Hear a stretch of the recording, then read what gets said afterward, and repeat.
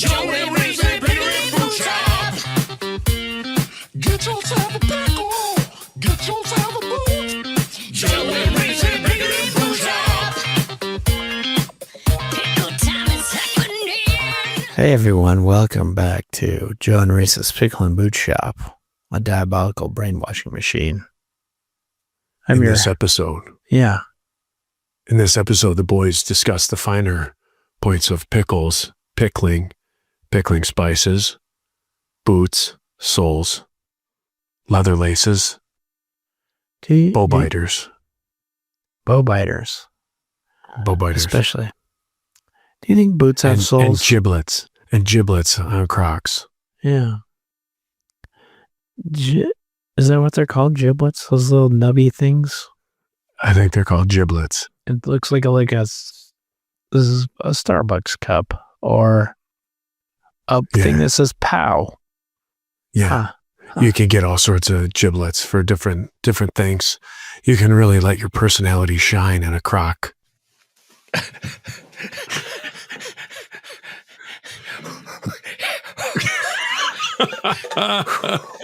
The old man laugh. Yeah. The old man laugh always You know what gets it them, is? you know? I think I got pneumonia. Joe, I'm like do this. you? Is it walking pneumonia? I don't know what defines walking pneumonia, but I have been walking. I've done some walking lately. I was real sick on Monday and Sunday and Monday. Jeez. What happened? I had some little bug. I don't know. I just had some little bug. I couldn't get out of bed. It was brutal. Let me see. What is that? I got these new headphones here. Yeah. Oh yeah. I didn't even notice or comment on them. Yeah. I got these new headphones and I'm trying to figure them out. And I want to make sure that I'm hearing how I want to hear. And I know this is amazing for people listening. I'm excited. So you can hear me? Is that what you're saying? When I'm talking? I can. Yep. No more reading lips for you. I just can't hear myself. So like it's the noise canceling. Mm-hmm. So it's like I got water in my ears. Just do like in the studio. Take one ear a little bit off. Oh yeah, I guess I can do that. See, that's how you know what? do it. I forgot about all those little studio tips and tricks. You know, I wish I could. Hearing you. Oh, I know. You're kind of entrenched in it. Yeah. It's long gone out of my system. Although I am when I come back from my trip. Yeah. I will be gone, ladies and gentlemen, from October 2nd through October 12th. And when I return to the great city of Ortonville, Michigan, I will be throwing some vocals on a song that Reese Roper has worked out for me. I don't know. It's like common domain. What is that called? Public domain. That's why it was Public easy. Domain. I could find a bunch of MIDI tracks and then plug it into AI. It was, I think it was written in like 1878 or something like that. Yeesh. It was written a while ago. And every word still rings true to today. So it's a good song. So I'm excited to do that. But other than that, man, I am so far removed from band. Like every now and then I get somebody who hits me up and they're like, "Hey man, do you think you could help me here? Do you think you could help me there?" I'm like, "No, I can't help you at all." Yeah. I am so far removed from the music industry. I can help you get like a discount on a roof. Like literally, seriously, I can. Yeah. I have like plumbing friends. I have electrician friends. I have concrete friends. I can't get you studio time. I can listen to your stuff. Like, I feel like I still have that ear. Like if record labels were still a thing and they were like, we need scouts. We need people to go out there and listen. I feel like I have the ear for what the people want to hear. You could find it. Or at least a large section. I think I'm a good music scout. And do you still like going to shows? No. You and Heidi go to some. You know, we do. That's We when I go was I forgot to tell you, I went to 2 shows this last week. Yeah, where'd you go? Well, you talk first. I want to hear about your shows. Well, we went to Hardy. It was Hardy and who opened for him? Hardy is a person or a band? Yeah, he's a dude. He's a dude. How do you spell him? Hardy. Hardy. Yeah, and so he has some great songs. He's like that new country, and he's really good. He's written for a lot of people, and then he was like, you know what? I've written for so many people. I'm going to do this on my own, and he's great. So we recently went to him, and then October 23rd in the great city of Royal Oak, we are going to see a young fella by the name of Dylan Gossett. Okay. And he's another dude, just kind of him and a guitar and a baseball hat. And he's really good too. It's new country. Do you spell that N-U with an umlaut over it? And then C. That would be sweet. That would be sweet. C-U with an umlaut over it, N-T-R-Y. Yeah. New country. But, I would say he's like more folk than country. Okay. He's like folk. But yeah, so that's who we've seen recently. You, my friend, went and saw somebody Monday night. Yeah. That I go on, say who, so we can get into this. Well, first I got to talk about Saturday. I saw Tyler Childers. I don't know who that is. Really? You like country? Is that a country guy? Yeah. Tyler Childress? Children's? Tyler's Children. His name's Tyler's Children. It's like a youth group. What's a youth group? They sing, he's got the whole world in his hands, but they sing it in Swahili. Tyler Childers.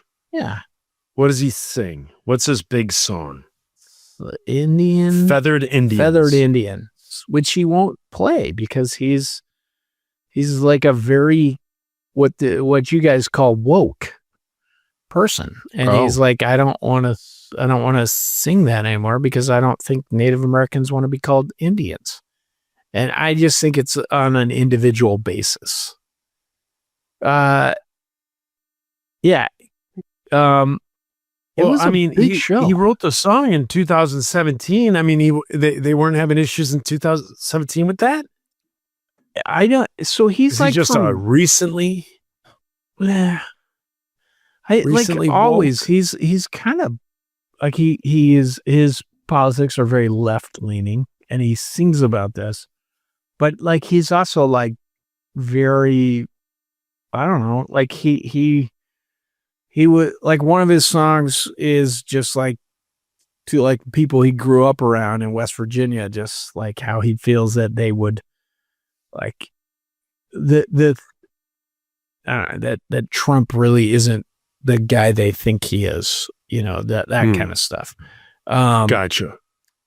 It was like I like his music. I don't like most modern country. It's just that a lot of his music sounds the same because he sings in the same range. Like there's not a lot going on melody wise, so I get kind of bored. But it's good. Like it's a good song for like 15 times. Yeah.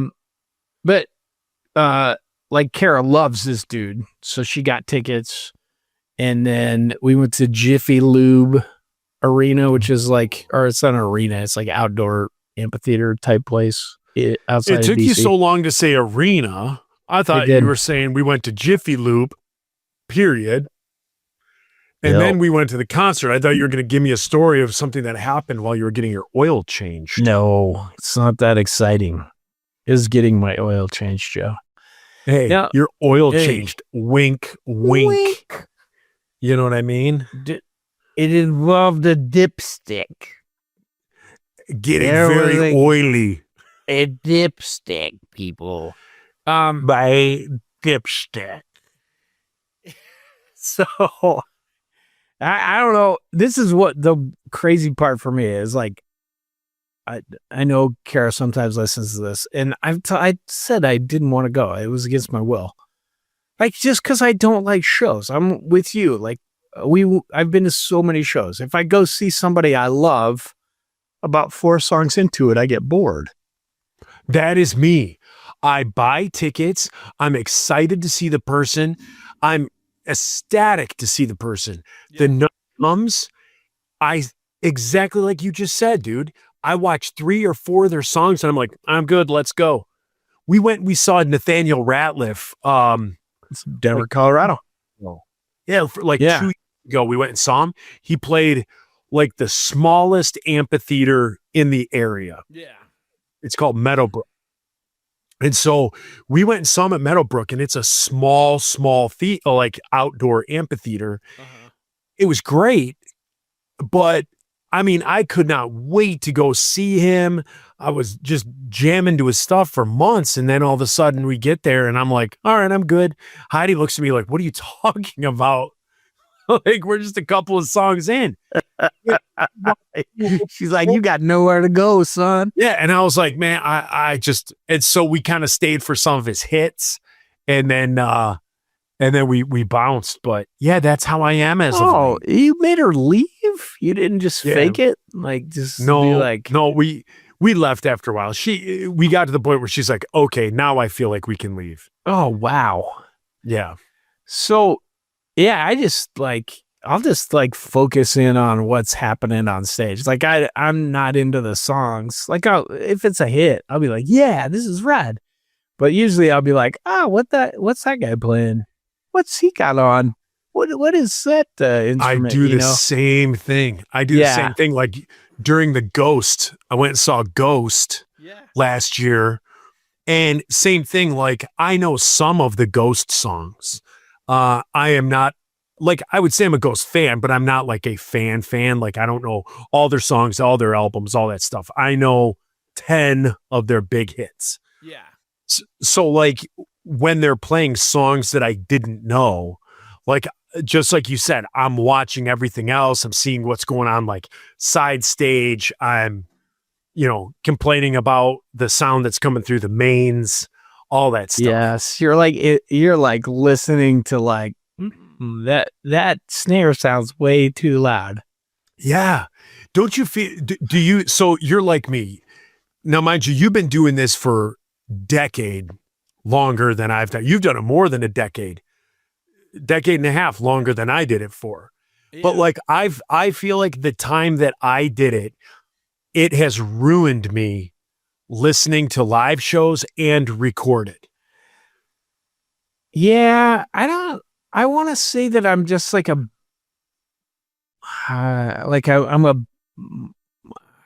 pickier.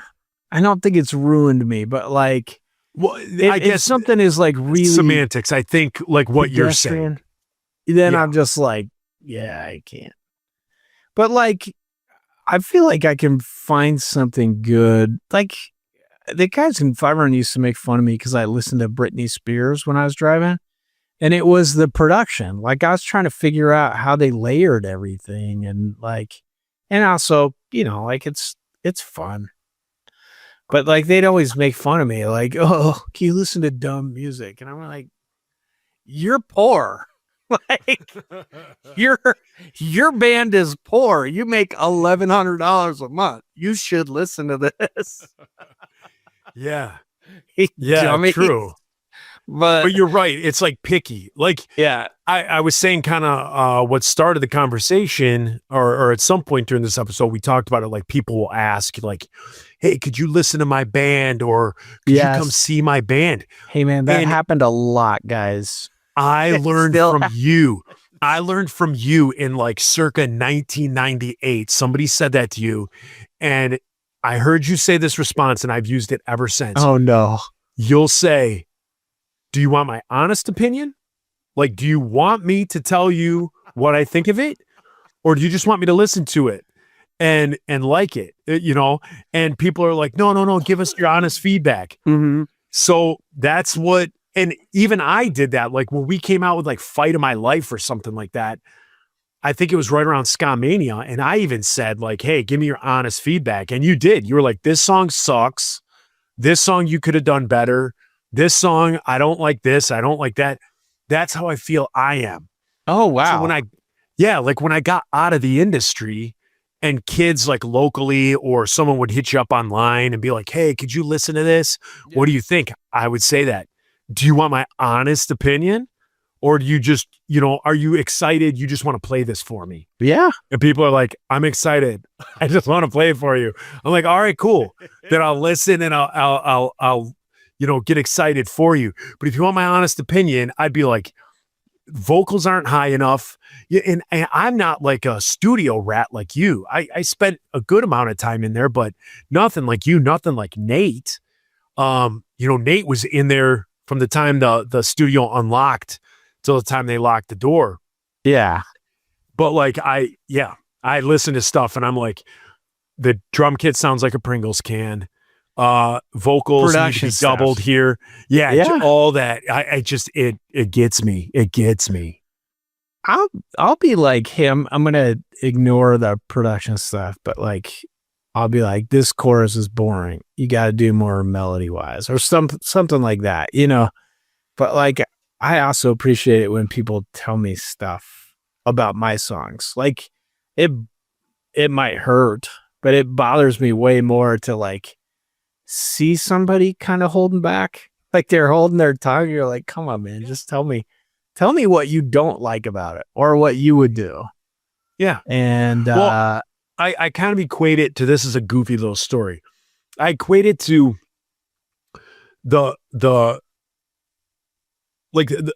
this bike I got. At one point in my life, I got this bike and I thought this bike was awesome. And I thought my parents had spent like a ton of money on this bike. Right. And they hadn't. It was like a Huffy or something like that. I loved the bike. But my parents hadn't spent a great deal of money on it. But I'm talking this thing up like it's amazing. Well, then like a year goes by and I realize, then my other friends start getting into bikes and I realize that there's Diamondbacks and there's like the Dinos and the Mongooses before they were like available at like Target and stuff. And I realized that there's like $300, $400, $500, $600 bikes. And I'm bragging to everyone that my parents spent $100 on this bike. And, then you kind of end up feeling like a dipstick. So it's along the same lines. If you're like, oh yeah, this and this and this and this, and then you realize 5 years later that someone was like holding back and they didn't give you the honest truth. You're like, oh man, I could have fixed that. I could have, Yeah. I don't know. You're right. Like, I think I've gotten better, like at more tactful how I talk to people about things like that. But I think I've gotten less. I do. I do. When I was younger, I tried to be polite to everybody. And the older I've gotten, I'm just like, no, I would rather be honest with someone. This is what I always say in anything in life, whether my friends have cheated on their wives or something stupid and simple, a nothing everyday thing. I would much rather be honest with you and lose you as a friend for a week, a year, 5 years, 10 years. Yeah. But at some point you realize that I was honest with you. And then you're cool. And then you realize that like I was the one true friend you had. I was the one person speaking truth into your life instead of just being a yes man. So the older I get, the more I'm just more honest with people. Hang on. One of my nurses is texting me. Needs to Vagisil out of the cabinet. Yeah. This is becoming a pattern with her. It is. Now they need a different kind of lube. Ativan gel. They need to rub it on this lady. Like you just go on in there and you sit down and then while you're talking to her, you just touch her hand and like, oh, that's so sweet. And then you smooth it around and then she'll cool out. Just do that. Oh, I haven't heard of this stuff. Yeah. It's a good thing they make the Ativan in the gel. I wish they made propofol in chewing gum. Somebody should have taken that hint from Michael Jackson to like, you know what? Maybe we should. Maybe we should make a chewing gum of this, and then people just your third chew. You're just out. It's just like you have to have somebody next to you who knows the Heimlich, just in case you. They just and you still sleep. He's good. I got a pulse. Boom! Just spit it out. You're like, I could chew it 3 times, then I got to spit it out before I hit the floor. So you don't choke. No. Hey, so this is the crazy thing about the Tyler Childers concert. Going back to this, was the opening band were Hare Krishnas. So these dudes come out. Remember, Hare Krishnas used to wear like orange robes. Yeah. So they kind of look like Buddhist monks, and they'd shave their heads, or they had that one hair, like that. That was part of their belief that like Vishnu could snatch them up with that hair. So these guys didn't. They looked like hippies, like modern hippies. Like, well, I don't know. You know how like guys can have like top knots and like beards and still look like is normal a top people knot now? a man bun? Yeah. Okay, they call it man bun up here. Man bun. He had a man bun. Okay. Well, yeah. Did you get lost in your? Oh. No, they don't want to put the cream on her because they're afraid they're going to get punched, which is a fair thing.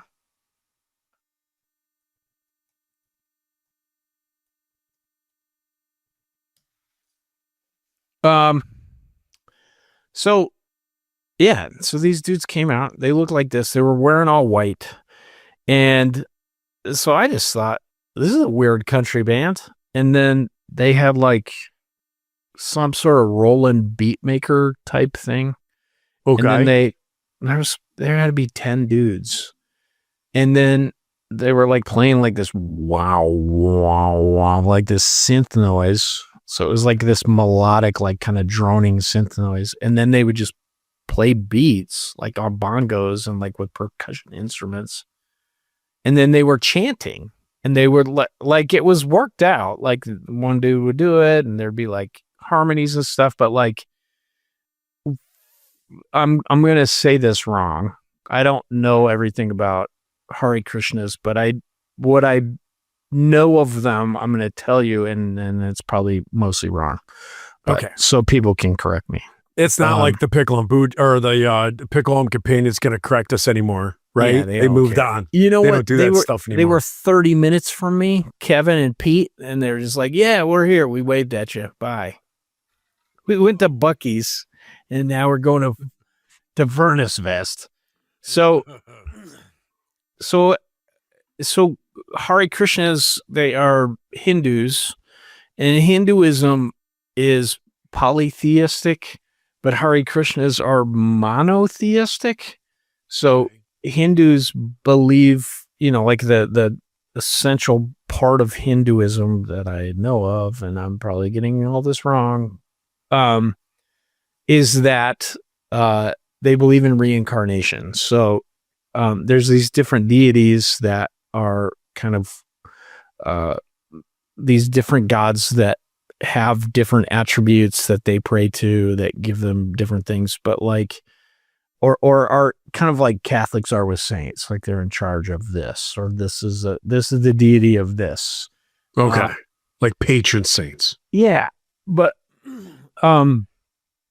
they believe that like if you're good and benevolent, you don't harm people, that you'll be reincarnated as a higher life form until you become a human, which is the highest. And then they have these different castes of humans. So there's like 6 different castes. And once you reach the highest caste, if you are good and do well, then you don't become reincarnated. Your soul goes to nirvana, I think. I'm kidding. Here we are now, entertainer. But okay, so Hare Krishnas believe that Krishna is just that the one. There's just one God, and he is named Vishnu, And Vishnu, like Krishna is the highest incarnation of Vishnu. So Krishna is like a perfected version of Vishnu. So that doesn't make any sense. So, they just believe that all the Hindu gods are different incarnations of Vishnu. And but there's one better than the god that they worship. Well, you keep getting better. And then so you can get better than the actual god that you worship.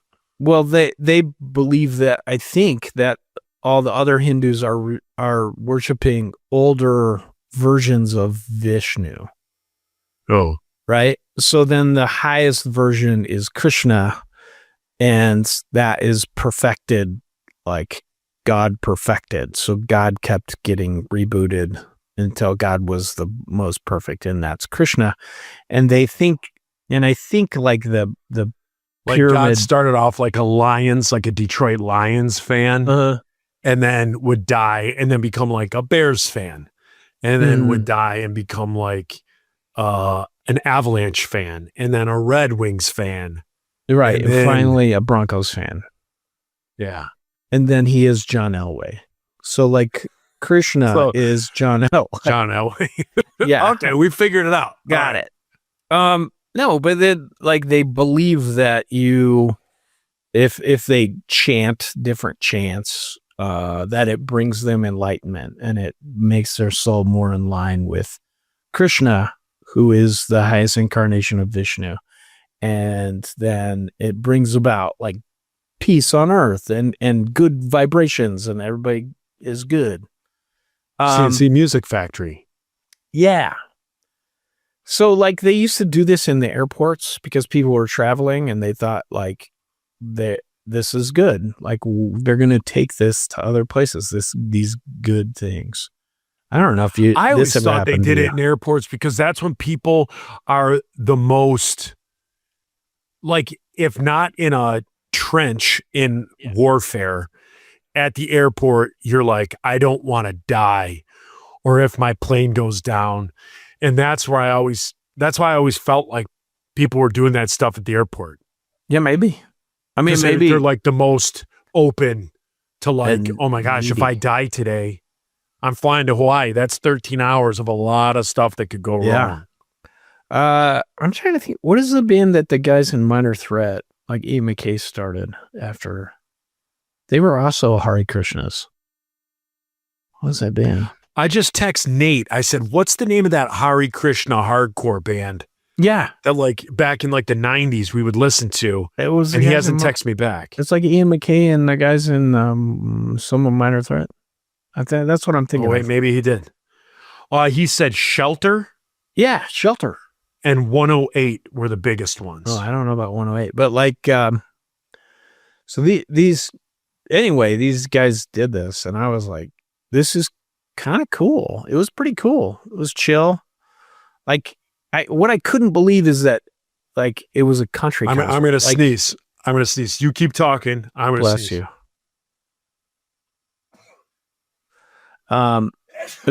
Bless you, Joe. It was a country concert. Like everybody had cowboy boots on and belt buckles and, flannel shirts and, hats on that said John Deere. But then they're like sitting there and nobody said anything disparaging about a Hare Krishna band. Well, I mean, what do you say disparaging? You don't know anything about them. Like most people will just be like, what the fuck? Like, but nobody. They're just like watching it, kind of into it. I mean, they're like, they said they're a what? A Harry Carey band. I like the Chicago Cubs, but I wouldn't start a band over him. Yeah. Well, then there was like a middle guy, and he was pretty good country artist, just playing by himself with a guitar. Gross. And then okay. Tyler Childers got up, and then halfway through his set, he had these guys come back out, and he played a song with them, the Hare Krishnas. And so, are you saying that you want to become a Hare Krishna? No, but I think he is. For? I'm already Hare Christian. My back tells me that I am. Yeah.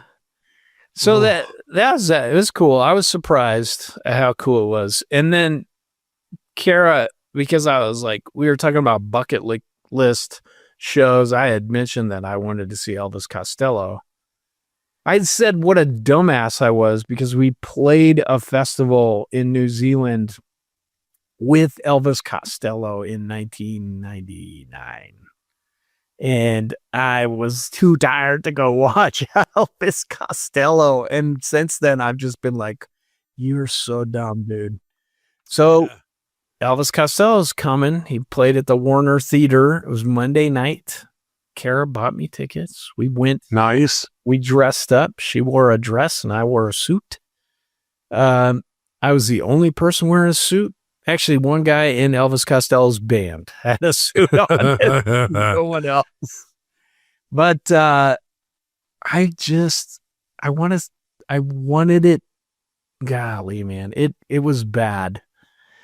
That's what it was sucked. bad. Yeah, and I could tell exactly what was wrong. He couldn't hear himself. So, like if you listen to Elvis Costello, he's pitchy. Like he's pitchy when he's recording his voice. Like that's part of the charm. Like you're not like, this guy's the best singer in the world. You're like, he may be one of the best lyricists of all time, but like his songs are really good. And when he sings, it's pitchy. Like it's like, like you don't.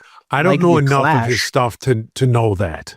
Well, listen to like even his stuff that he's really famous for, like Lesson Zero or Allison or Red Shoes. Like he's sometimes a little bit off the note, which is rad. Like makes it sound more rock, right?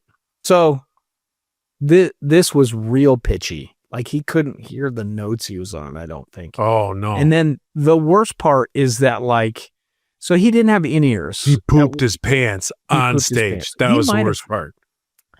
No, he didn't have in-ears. So like, you know what it's like on a stage? Like when it's super loud and you're just like, especially in the middle, there's like this vortex of just like, and you hear the snare every once in a while. You can't get enough of whatever you're playing or your voice, or it'll feedback. He might have been at that, or he might be losing his hearing, but like he needed in-ears.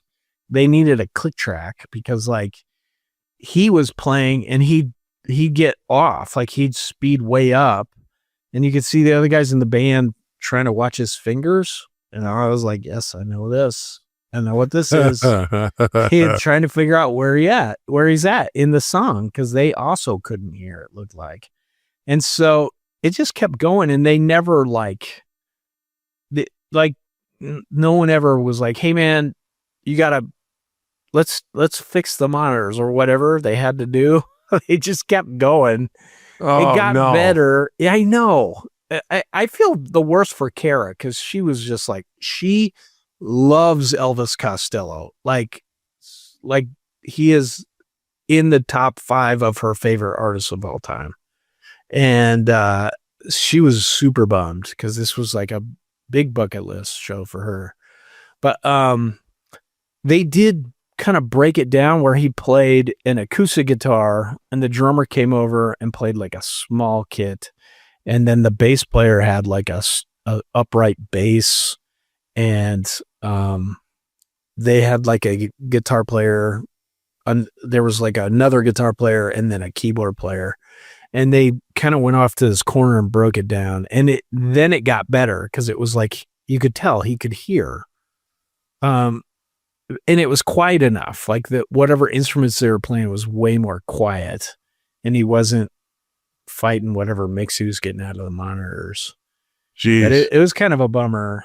And I gotta listen to his catalog. Oh, continue. Finish your story. No. I just like talking to Kara on the way home. She was like, that was really bad. And she was like, almost to the point of tears. And I was like, I know what happened. Like we could probably see Elvis Costello again. Hopefully, knock on wood. But yeah, I hope. I was like halfway through the set, I was like, I gotta get the guys from Jerry Harvey Audio to write write him. Like, they need to get him some in-ears. There, and I don't know. Like, maybe he just doesn't like them. That could be another thing. But like, I mean, maybe they were lost in getting there or something. dude, it seems It's kind of odd for the Elvis entire Costello, band, though. yeah, not to have them. Right. So like the Jerry Harvey audio, I think, are like the best you can get, these in-ears, and they're like, shit, man, like $6,000 a pair. But I'm betting if you're Elvis Costello, you could be like, I'd like 10, please, and they would just give them to him. They'll be like, we'll come out and do the molds ourselves, Mr. Costello, and we're just gonna give them to you. Please say something nice. I don't know a whole lot of Elvis Costello's songs. Mm-hmm. I know him from producing the Pogues' second album, Rum, Sodomy, and the Lash. Yeah. And I love that album. Like their first album, Red Roses for Me, I think. Great album. Elvis Costello heard it and was like, oh my gosh, these guys are the next big thing. And he did. He took them to like the next level. And but it went from Red Roses for Me was like you'd call it punk. It was like a very raw album. And then Rum, Sodomy, and the Lash, Elvis Costello put through like his way of doing things. And I think it's even Shane MacGowan was asked about it. He said he hated it because instead of just going through something and recording it the way it is, like punk rock, you do a couple of takes, you take your best one. And like he did you spend 2 weeks on like a guitar part for like a song. And he hated that. And he hated it. And then he said that like Elvis Costello would like punch him in, punch him out for like a word. Yeah. Like he'd be like, you can do this word better. And so Shane MacGowan hated that. But when you listen to that album, I think from start to finish, I think Rum, Sodomy, and the Lash is my favorite of all the Pogues albums. Red Roses for Me has a lot of good stuff, but it's young and it's raw. And then If I Should Fall from the Grace of God has some bangers, but also has some stuff that I'm like, yeah, I'll skip this. But Rum, Sodomy, and the Lash, every single song is good. Oh, it just hits. And that's Elvis Costello. And that's how I found out about him, was he was the producer on this and all that. And I didn't even know he had a career. Outside of that, I just thought he was a producer. And then all of a sudden I'm like, I find out at some point in my life, like, no, he was he's an artist himself. Oh yeah. Like, but I'm not versed on his stuff. I need to go back and listen. Some of his stuff is like regular, like radio play, like was like regular rock radio in the like late 70s, early 80s. Okay. And then I think he was like popular like in the UK and Ireland. But like he's a treasure for real. Yeah. I know he did something special on like Saturday Night Live. Okay. I think he's credited, like when people talk about like musical performances, I think he did something that was, I don't know if we can Google it, but I think he did something that was like on, like you know how like Sinead O'Connor like ripped up a picture of the Pope. Yeah. I thought Elvis Costello did something where he wasn't supposed to play a song, or there was supposed to be a musical guest that got canceled because of something they did. Oh. Elvis Costello filled in and then played their song. No. Yes, it was something like that. I believe he did something like that. Yeah. Okay. He starts playing a song and then he's like, stop. Like he plays his hit and then he's like, stop. And then I think he plays something that he was told like he wasn't supposed to play, or the, whatever it was. Yeah, dude. That's cool. That's punk rock. I thought there was something like that. I could be wrong, but I'm pretty sure it was. Hey, let's bring this sucker to an end. Let's do it. And let's have this the paid portion. Oh, that's all we're doing this week? I think Freebie misses out. Sure. I'm beat. I had a long day. Screw those freeloaders. Our listeners will at some point the next year hear about my day because it's too raw for Joe. Yeah, it's too raw for me right now. And Banana Land, it's top 5 craziest roofing calls I ever had. I would have to say, like, I want to hear the other 4 because that is insane. Yeah. Dude, just like what you texted me, I'm like, oh my gosh. Yeah. My kids, it was reading it out loud, and my kids were there in the car. They're like, what? And I'm like, yeah, sometimes this happens, guys. Oh, yeah. I know. I tell Heidi very little of what happens at work. She likes hearing about the funny stuff that happens when you're roofing. She doesn't like the other stuff. And so, but there's this like balancing act of you need to talk to someone, like, you need to kind of get it off your chest. But I also understand that like she doesn't want to hear about it. Yeah. So I gave her like a little bit of info. And then like tonight at the dinner table of all things, she was like, so tell me this, just tell me this, I'm going to ask this question and just answer it. No details. Yeah. So I answered it. And then she's like, okay, follow-up question. No details, just no, and then she asked her next question. And I told her, she's like, okay, that's all I want to know. I don't want to know anymore. She don't want any more of that in her head. It was just an absolute night. It was something out of a nightmare. Oh, so it was Banana Land. I can listen to that stuff all day because, like, yeah, after you've shoved somebody's vagina back into them a couple times, you're like, I'm sure, pretty numb to. Yeah, pretty. And that's just on your honeymoon. You know what I mean? Hello, ladies. Yeah. But so maybe we'll talk about that in the future at some point. But I am beat tomorrow. Right. Tomorrow, here's something fun for the listeners. Yeah. If the listeners want to look up good old Michigan, there's the Lower Peninsula and the Upper Peninsula. Michigan looks like it's 2 states, but it's 1. Yeah. Heidi and I are going way up to like the furthest west you can get in the Upper Peninsula. And it's our 1-year anniversary. Our anniversary is 10/10, October 10th. And so tomorrow we leave to go camping. We're going camping from tomorrow, October 2nd through the 12th. And so we are going to be up in the UP camping, having a good time. And so crazy day at work. Got home. Now I got to finish packing and doing some stuff at 10 o'clock at night because we are leaving in 12 hours. And I got to sleep in there at some point. At some point. You make her drive and then you can sleep. I can't. Jeez. I can't do it. Can you? I used to be able to, like with the insiders. I got to be where I could sleep anywhere, and I could sleep sitting up in a chair or whatever. I can't do that anymore.